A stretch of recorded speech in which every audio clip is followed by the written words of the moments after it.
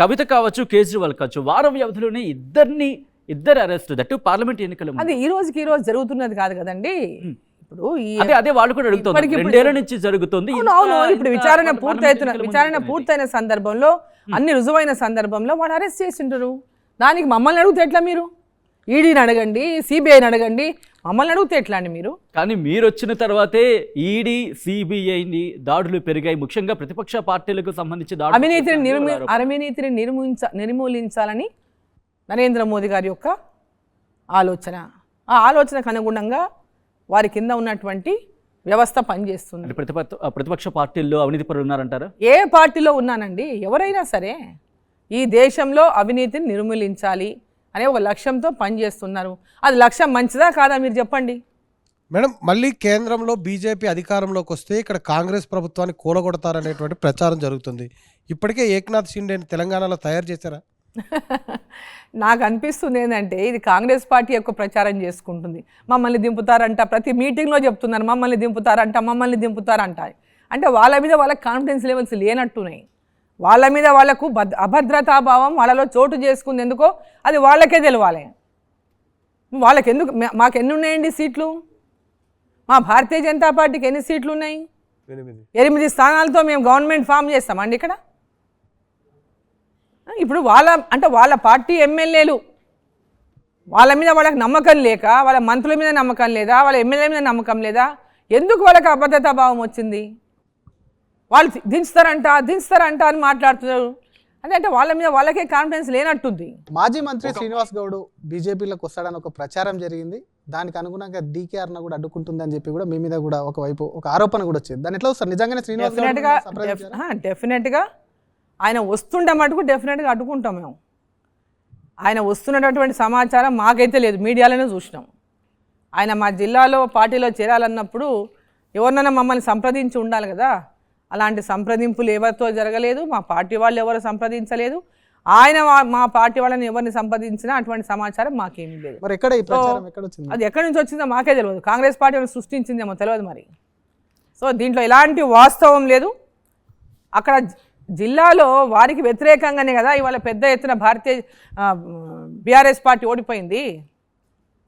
అక్కడ వారితో మాకేం అవసరం ఉంది చెప్పండి? ఇప్పుడు జిల్లా హెడ్ క్వార్టర్లో ఏం అవసరం ఉంది చెప్పండి? ఇవంతా కూడా కేవలం పబ్లిక్లో కన్ఫ్యూజన్ క్రియేట్ చేసి మళ్ళీ భారతీయ జనతా పార్టీ మీద ఏదో రకంగా దాన్ని బలహీనపరచడానికి ఇట్లాంటి పుకార్లు పుట్టిస్తుంటారు. దాంట్లో ఎలాంటి వాస్తవం లేదు.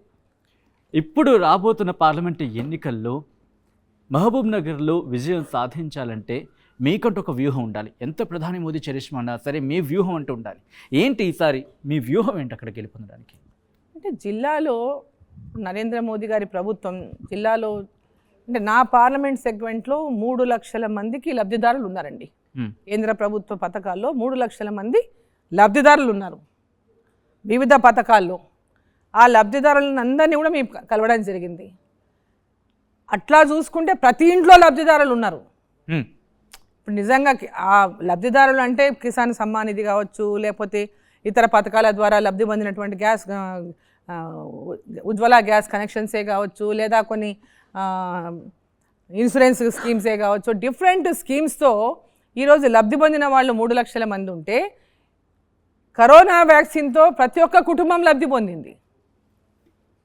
ఈరోజు ప్రతి ఒక్క కుటుంబానికి ఉచితంగా ఒక్కొక్కరికి 5 కిలోల రైస్ వస్తూ ఉంది ఎప్పటి నుంచి? కరోనా టైం నుంచి. అది నెక్స్ట్ 5 years కూడా.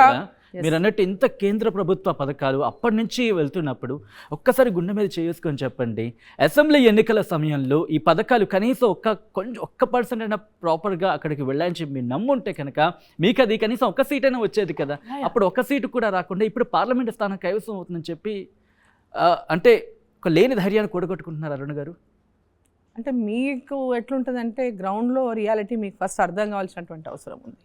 అంటే గ్రౌండ్ రియాలిటీ చెప్తున్నాను. రాజకీయ పార్టీలు ఎట్లుంటాయంటే ఇక్కడ ఉన్నటువంటి పార్టీలు లోకల్గా బీజేపీ అధికారంలో లేదు. ఇంతకుముందు ఇక్కడ బీఆర్ఎస్ పార్టీ అధికారంలో ఉంది. బీఆర్ఎస్ పార్టీ అధికారంలో ఉండి ఈ పథకాలని ఏ పథకాన్ని కూడా అది కేంద్ర ప్రభుత్వం నరేంద్ర మోదీ పథకాలుగా ప్రజల లోపల చెప్పలేరు. ఎక్కడికక్కడ చెప్తున్నప్పటికీ కూడా ఆ యొక్క మీమాంసలో ఇది కేంద్ర ప్రభుత్వం ప్రతి ఒక్కటి ఎన్ఆర్ఈజీఎస్ దగ్గర నుంచి మొదలుకుంటే ప్రతి గ్రామ పంచాయతీ నిధుల దగ్గర మొదలుకుంటే ప్రతిది కూడా కేంద్ర ప్రభుత్వం నిధులే.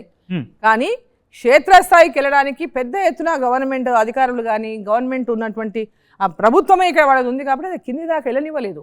ఎక్కడ చెప్పినా దాన్ని అడ్డుకునేటటువంటి ప్రయత్నం చేసిండు. ఈ ఫెయిల్యూర్ బీఆర్ఎస్ పార్టీ ఎప్పుడైతే ఓడిపోయిందో ఇది ప్రజల్లోకి అంటే చాలా పెద్ద ఎత్తున గ్రామాన ఇప్పుడు తెలిసిపోయింది అందరికీ ఏంటంటే ఈ పథకాలన్నీ కూడా కేంద్ర ప్రభుత్వం ద్వారానే వస్తున్నాయి. ఆ ఊళ్ళో గ్రామ పంచాయతీలో ఈరోజు ఎలాంటి అభివృద్ధి పనులు జరిగినా గ్రామ పంచాయతీ సర్పంచ్ నిధులైనా ఈరోజు కేంద్ర ప్రభుత్వం ఇచ్చిన నిధులు అనేటటువంటిది ఈరోజు ప్రతి ఒక్కరికి స్పష్టంగా అర్థమవుతుంది. ఆ గ్రామ సర్పంచులకే తెలుసు కదా నిధులు నరేంద్ర మోదీ గారు ఇస్తున్నారని. ఈరోజు వాళ్ళే తీసుకెళ్తున్నారు గ్రామాల్లో.